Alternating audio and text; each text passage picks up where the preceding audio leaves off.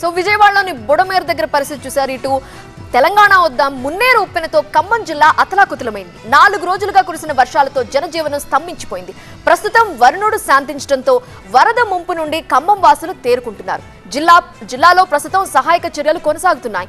1000 మంది పారిశుద్ధ్య సిబ్బంది చెత్తని తొలగించే పనుల్లో ముమ్మరంగా పనిచేస్తున్నారు. ఆదివారం పునరావాస కేంద్రాలకు వెళ్లిన వారంతా ఇళ్లకి తిరిగి వచ్చారు. మున్నేరుకు ఆనుకుని ఉన్న పలు కాలనీలు ఇంకా బురదలోనే ఉన్నాయి. మరికొన్ని కాలనీలు శుభ్రం కావడంతో చాలా వరకు కుటుంబాలు ఇళ్లకు చేరుకుంటున్నాయి.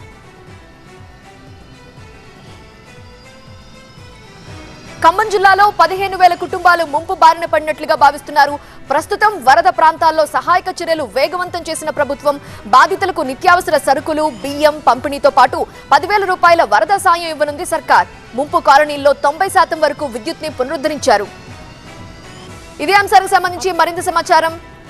అసలు ఇంత మటుకు కూడా ఎవ్వరు రాలేదు తెలుసా. ఒక్క వస్తువు కూడా దేనికైనా పని చేయకుండా రాత్రి అయితే ఒక దుప్పటి లేక పిల్లగాళ్ళు అయితే విలవిల ఏడుతున్నారు తెలుసా. ఇంటికి ఇద్దరు పిల్లగాళ్ళు ఉన్నారండి. ఇంతన్నా అర్థం చేసుకోవాలిగా మమ్మల్ని ఆడ.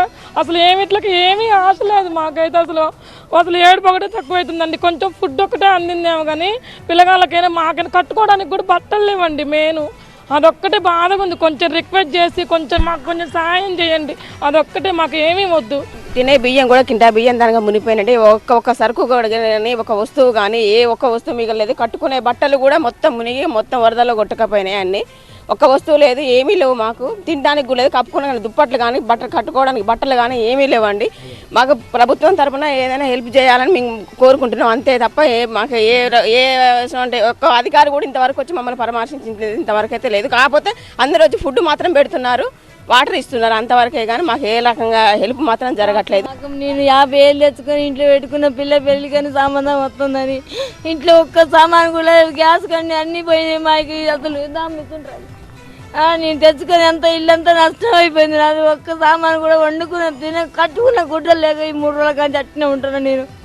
నాకు ఏ నష్టం కట్టుతారో మీరే దేవుళ్ళు అంతా మీరే ఉన్నారు. నాకు దాదాపు 5,000 లక్షల రూపాయలు కష్టాలు అసలు మీరు ఏం మాట్లాడతారో ఏం చేస్తారో ఏ నాయకుడు వచ్చి ఏం చేసి పెడతారో మాకు. నా పిల్ల ఒక్కది, నాకు మగ దిక్కు ఎవరు లేడు. మా తల్లిదండ్రులు ముసలోళ్ళని పెట్టుకొని బతుకుతాను నేను. మీరే అందరూ వచ్చి కాపాడాలని అనుకుంటున్నాయ్యా మీరు.